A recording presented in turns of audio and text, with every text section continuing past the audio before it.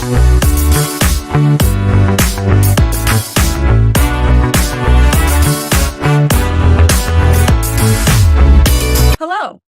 The purpose of this video is to introduce you to the key principles of Productive Environment Institute. I define a productive environment as an intentional setting in which you can accomplish your work and enjoy your life. Your environment includes your kitchen counter, your desk, your email, your computer files, even your brain. If your brain is filled with questions like, where did I put that? What time was that appointment? How will I ever finish this project by the deadline? Then you are not working in a productive environment. A clean desk isn't important or necessary to everyone, but the ability to find information when you need it is essential.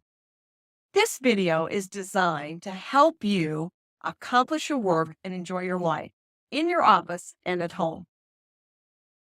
When I started my organizing business in 1978, I soon learned that the questions every client asked me often related to the issue of how long do I keep bank statements, expired insurance policies, receipts, etc., etc. Interestingly, paper continues to be the #1 organizing challenge in households today. The techniques I'm going to share with you have created astounding results through the years, as people have described how organizing their information has changed their lives personally and professionally. I've heard stories about how implementing these techniques have saved marriages, jobs, and businesses. Often people assume that being organized means being a neat freak or a perfectionist. That is certainly not what I'm advocating. Being organized means different things to different people.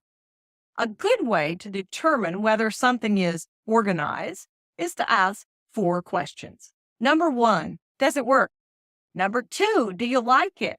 Number 3, does it work for the people you care about? And number 4, can you recover quickly? You probably wonder, what does that mean? Keep listening, I'll explain. Let's take an example. Say your calendar, since that is such a key component of organizing. Number 1, does your calendar work the way you want it to?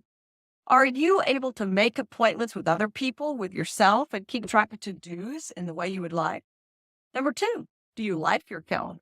Does it help you accomplish your work and enjoy your life? Number 3, is it necessary for you to share your calendar with others? If so, can you do that easily? And finally, number 4, can you recover quickly? What's that mean? Well, can you easily change an appointment? Do you have a system for putting notes from Post-its into your calendar or into your phone? Next action? Now you try it. For example, think about, say, where you currently pay bills or handle household paperwork. Then ask yourself those 4 questions. 1, does it work? 2, do you like it? 3, does it work for the people you care about? And 4, can you recover quickly when things get messy? I've never met anyone who was truly motivated to be organized who wasn't able to be, given systems that are customized to meet their specific needs and preferences, encouragement and accountability, and finally, practice. Creating a productive environment is about 3 things. 1, organizing your time. 2, organizing your space. And 3, organizing your information. I recommend 3 steps to get started. Step number 1, identify a specific place in your home to be command central, what I call your home office for the business of life. Step 2, understand 3 key organizing principles. And step 3, understand and create your system. So let's get started with step 1. Identify a specific place in your home to be command central, what I call your home office for the business of life.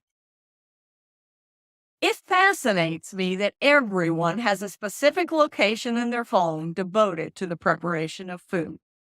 Fewer people have a specific location devoted to the handling of paper and the business of life, yet most people spend as much or more time handling life's business than they do preparing food.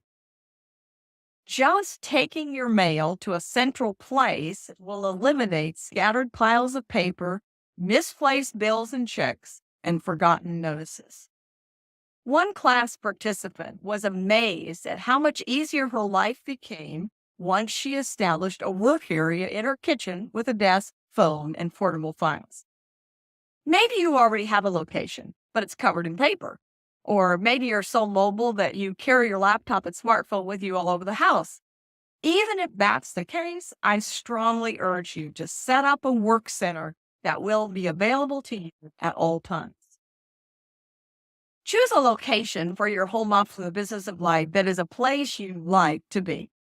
If you like to be in the mainstream of family activity, that kitchen or family room may be an excellent location. If you're easily distracted or you like a quiet place to go after a hectic day at work, then an out-of-the-way bedroom or a study will work better. If you have small children, you could set up your work center in an area where they can play while you work. If you like sunshine or have allergies to mold, an unfinished dark basement is not likely to be satisfactory. The activities required in your home office are rarely fun. If you don't like the place you do them, you are far more likely not to go there. So do whatever you can to make it a place you like to be. If you like music, keep your MP3 player nearby. Have a comfortable chair, hang an inspiring picture on the wall, and be sure to have good lighting. Be creative.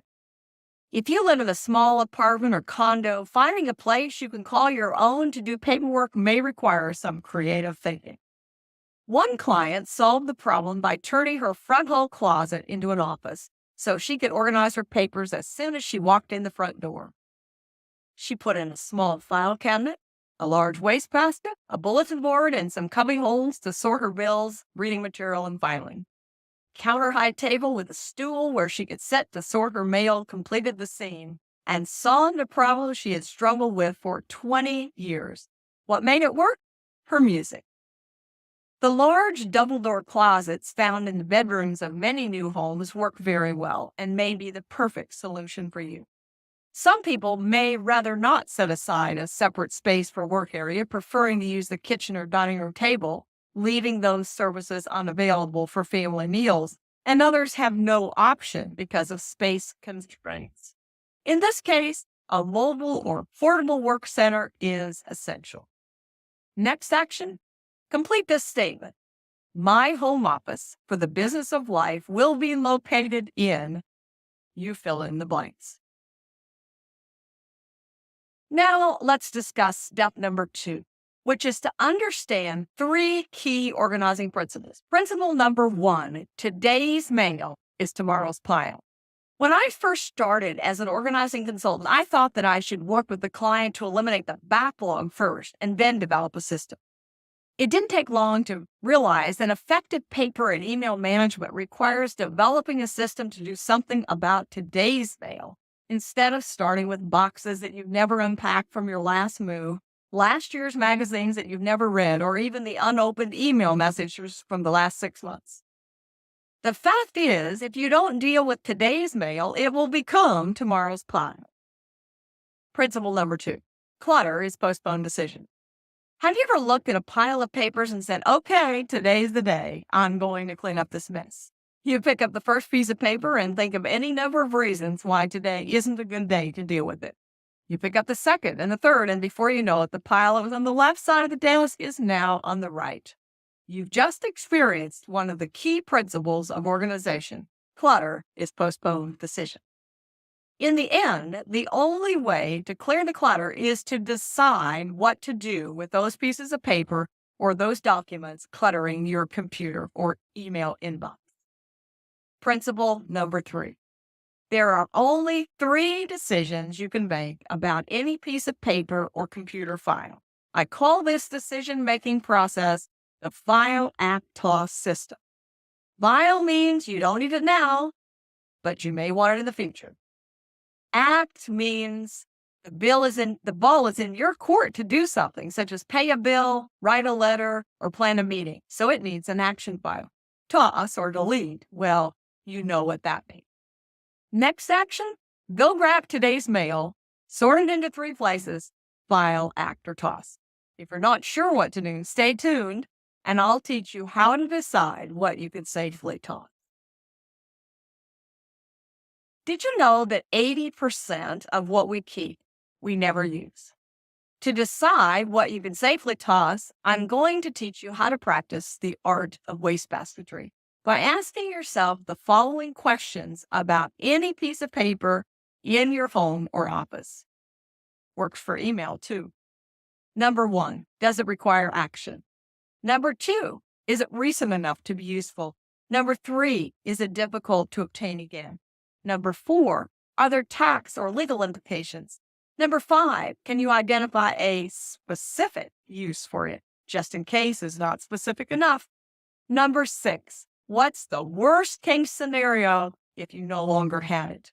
Next action, go grab a pile of papers and begin practicing the art of wastebasketry today. But making a decision is not enough. You need to have a system to implement the decisions you make, which brings us to step number 3, create your system. When you have no information management system, or when the system you have isn't working, the order in your life begins to unravel. You may discover you are writing notes about notes you've already written because you can't find the first one. You may want to use your cell phone to send yourself reminders, but you can't find the instruction.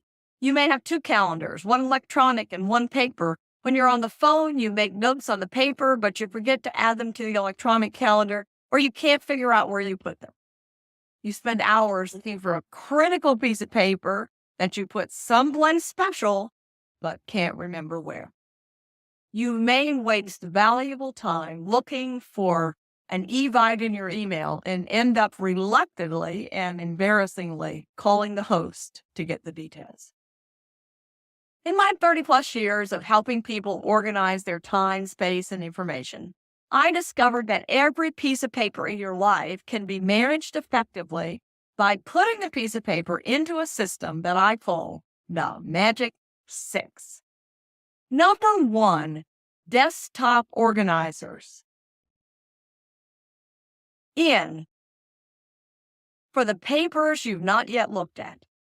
Out, for items you need to take someplace else, another room, the post office. And file, for papers that need to be filed outside the reach of your desk chair. Number 2, wastebasket, recycle, or shred. Make it easy to get rid of what you don't need. For example, I have a tray beside my telephone. Whenever the phone rings, I grab a piece to take notes. If you have a shredder you can't reach from your chair, use a desk drawer or a small box under your desk. Then develop a system for actually getting the paper shredded, whether you do it yourself or hire your child to do it. Step number 3, your calendar. One of the biggest contributors to a messy desk is papers that serve as reminders to do so. While most of us are great at making appointments with other people, we're not so good at making appointments with ourselves. Let's say there's a yellow sticky note on your desk that says, confirm with the computer backup system is working.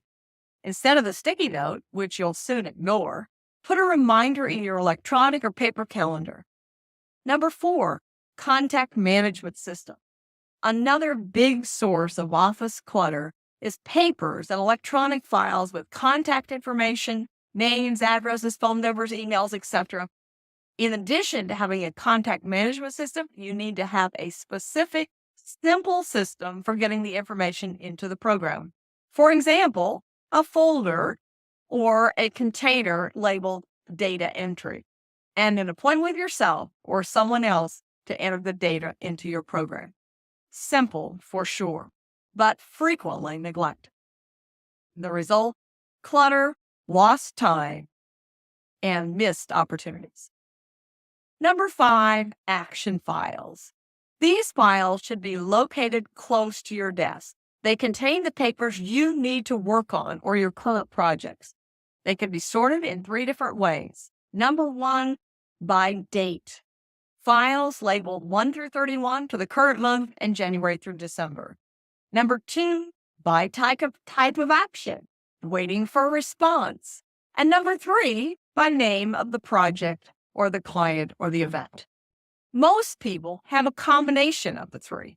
For example, the August 15th file might remind you to book the airline reservation for the family reunion, while the project file labeled Family Reunion will contain all the information you are collecting for the event.